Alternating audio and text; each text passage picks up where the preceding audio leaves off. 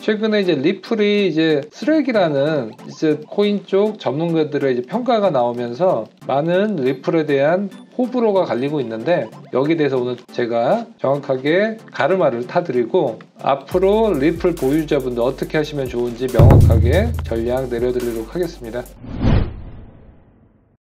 예, 안녕하세요. 코인 찍어주는 남자 도끼 선생입니다. 24년 1월 22일 오후 2시 30분인데요. 리플 시세 743원이고 고가 758원, 저가 739원이고 마이너스 1.46%로서 지금 현재 리플 지난주 금요일날 이후로 이동평균선 역배열 구간이라고 말씀드렸죠. 계속 하방으로 갈 수밖에 없는 상황이다. 리플 비중 축소 말씀드렸었는데 역시나 지금 계속적으로 좀 하방으로 가고 있고, 무엇보다 매수세의 힘이 없고 매도세의 힘만 좀 강한 그런 모습을 보여주고 있습니다. 최근에 이제 리플이 이제 쓰레기라는 이제 코인 쪽 전문가들의 이제 평가가 나오면서 많은 리플에 대한 호불호가 갈리고 있는데, 여기에 대해서 오늘 제가 정확하게 가르마를 타드리고 앞으로 리플 보유자분들 어떻게 하시면 좋은지 명확하게 전략 내려드리도록 하겠습니다. 그 전에 좋아요와 구독하기, 유튜브 댓글과 더보기에서 카톡 신청하신 분들 무료로 PDF 책자와 매매 전략 알려드리도록 하겠습니다. 맥스 카이저 월스트리트의 금융 평론가인데 리플을 중앙 집중화된 쓰레기라고 저격을 했습니다. 가격은 0.01달러, 우리나라 돈으로 13원대로 떨어질 거라고 했는데 지금 800원대에서 13원이니까 마이너스 98%까지 하락할 것이다 라고 강도 높은 비판을 했는데요. 이 맥스 카이저가 비판하는 이유 첫 번째는 얘기했다시피 중앙 집중, 리플에 가장 공격을 많이 받는 이유가 바로 이겁니다. 중앙화되어 있다는 거죠. 처음에 비트코인이 세상에 탄생했을 때 사토시가 쓴 백서를 보면 기존 은행에 집중화되어 있는 것들 때문에 여러 가지 폐해가 발생했고, 이 폐해를 해결하기 위해서 비트코인이 탄생을 하게 된 거죠. 그러면 이 폐해가 어떤 거였냐면,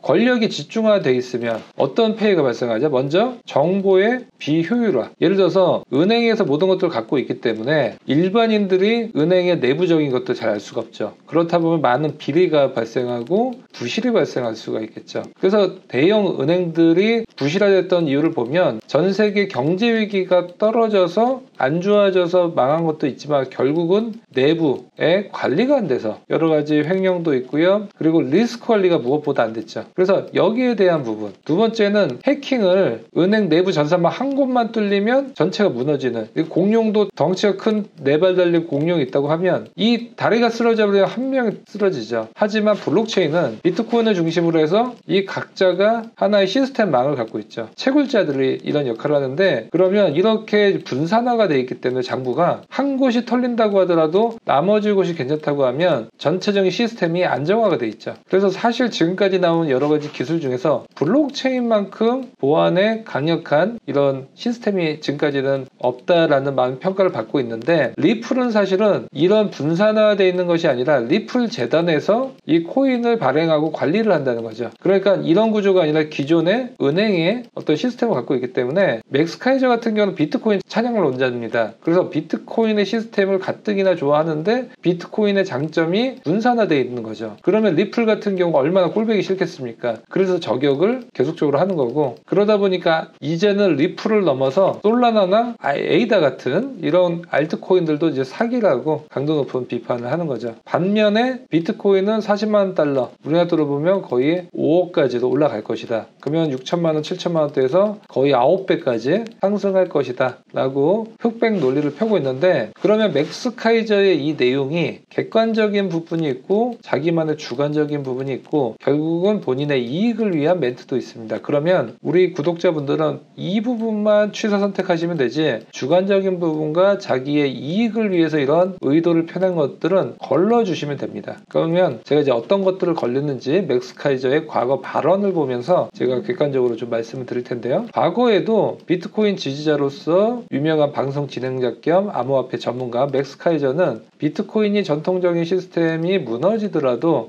계속적인 시승자가 될 것이다. 결국은 비트코인 빼고는 다 허접 쓰레기다. 이렇게 얘기를 하는 논조가 과거에도 계속 됐었고요. 그래서 비트코인 빼고는 전부 잡코인이기 때문에 여기 투자하지 말고 돈 있는 사람은 비트코인을 갖고 와라. 그래서 지금 일각에서는 맥스카이저가 이제 비트코인을 대거 갖고 있기 때문에 발언 하나하나가 이 사람이 이제 SNS나 방송을 했을 때 코인에 미치는 영향이 굉장히 큽니다. 그래서 다른 알트에 갈 돈을 계속적으로 비트로 가게끔 멘트를 계속 날리고 있죠. 그래서 이 사람 말을 전부 믿으면 안 된다는 것입니다. 그런데 여기서 우리가 꼭 짚고 넘어가야 될 부분은 이 사람이 비트코인 지지자이긴 하지만 유명 방송자 겸 암호화폐 전문가로서 사람들의 인기를 끌고 있는 것은 그만큼 이 사람이 갖고 있는 어떤 이론이 분명히 있기 때문에 우리가 이거는 들어야 됩니다. 그것이 무엇이냐면 바로 해시율이죠. 해시율이라는 것은 시간이 지나면 지날수록 이 채굴을 하는 비트코인 채굴에 대한 난이도, 결국은 난이도가 결국 원가가 올라간다는 거예요. 원가가 올라가면 가격은 당연히 올라가죠. 우리가 라면을 살 때 밀가루 가격이 올라가면 당연히 라면 가격도 올라가는 거고, 유가가 올라가면 항공료가 올라가는 거. 다 모든 게 원재료와 최종 물품의 단가가 정해져 있다시피 마찬가지로 채굴의 단가가 올라가면 비트코인 가격이 올라가는데, 비트코인은 나올 수 있는 수량이 정해져 있죠. 리플과 이제 가장 큰 차이점, 리플이 가장 많은 공격을 당하는 이유가 비트코인은 채굴 난이도도 점점 어려워지고 나올 수 있는 물량도 정해져 있는데, 리플 니들 맘대로 뭐 풀 수 있는 거 아니냐, 여기에 대한 논리를 가장 많이 공격을 받고 있고, 이것 때문에 지금 현재 많이 못 올라가는 이유 중에 가장 큰 이유가 바로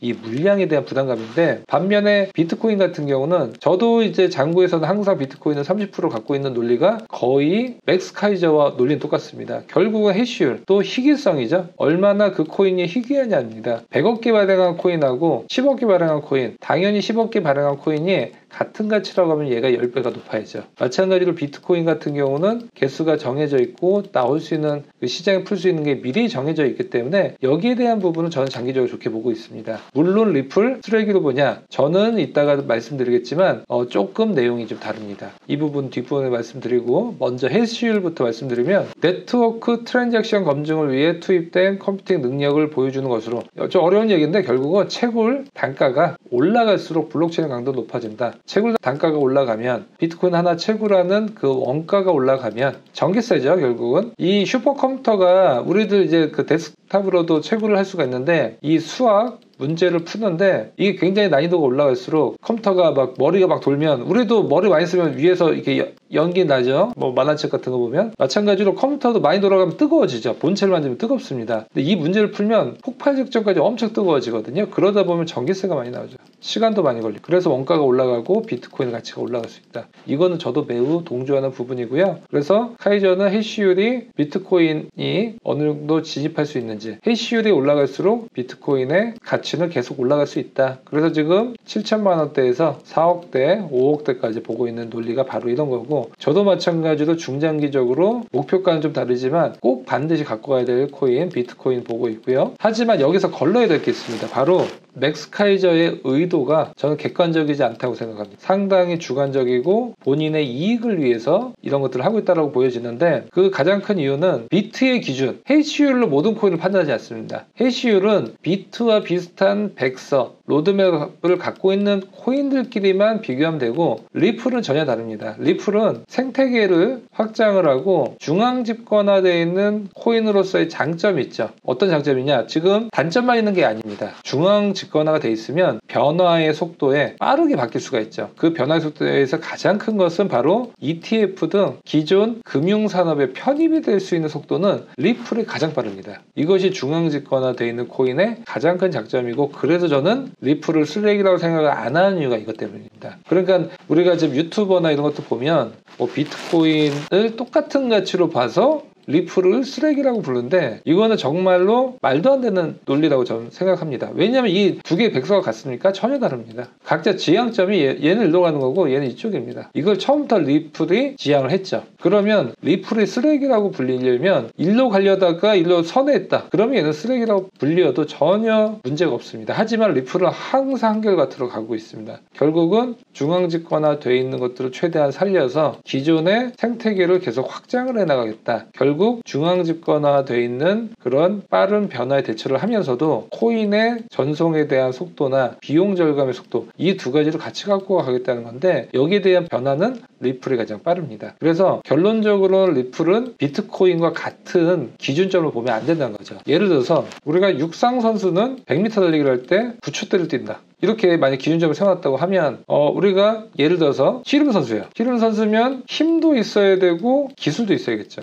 그러면 이 사람들은 100m 달리기에서 나름 10초대를 뛴다, 11초대를 뛴다. 굉장히 빠른 거겠죠. 그래서 각자 자기가 원하는, 육상은 오로지 스피드 위주지만 씨름은 힘과 스피드, 회전력 여러 가지를 같이 요하는 스포츠죠. 그래서 육상 선수와 씨름 선수를 똑같은 기준에서 놓으면 안 되는데, 당연히 이거는 뭐 초등학생도 아는 내용이지만 이런 초등학생도 아는 내용을 지금 코인 쪽에서는 굉장히 편협한 시각으로 보고 있는 사람들이 많이 있고, 그런 사람들이 그런 발언을 하면 좋아요도 많이 달리고 유튜브도 많이 보지만 이거는 정말로 위험한 시그널이다. 그래서 우리는 각 코인마다 이 기준점을 다르게 봐야 된다는 이유죠. 그래서 저는 장고를 보면, 저는 이제 리플은 지난주에 데드크로스 역배열 이후로 우선은 비중을 지금 지웠고, 지금 오늘 이따가 볼린저 밴드 말씀드리겠죠. 다시 편입을 지금 대기를 하고 있고요. 지금 현재 중장기로서는 이더리움, 비트코인, 그 다음에 이더리움 클래식, 그 다음에 현금 갖고 있는데, 이 현금은 이제 리플로 갈아탈 겁니다. 그러면 지금 비트를 갖고 있는 이유, 해시죠. 하지만 이더는 해시가 아니죠. 이더는 바로 생태계입니다. 그리고 이더리움 클래식. 그래서 이 세 가지를 접근하는 기준도 다르고 리플을 사는 이유도 다릅니다.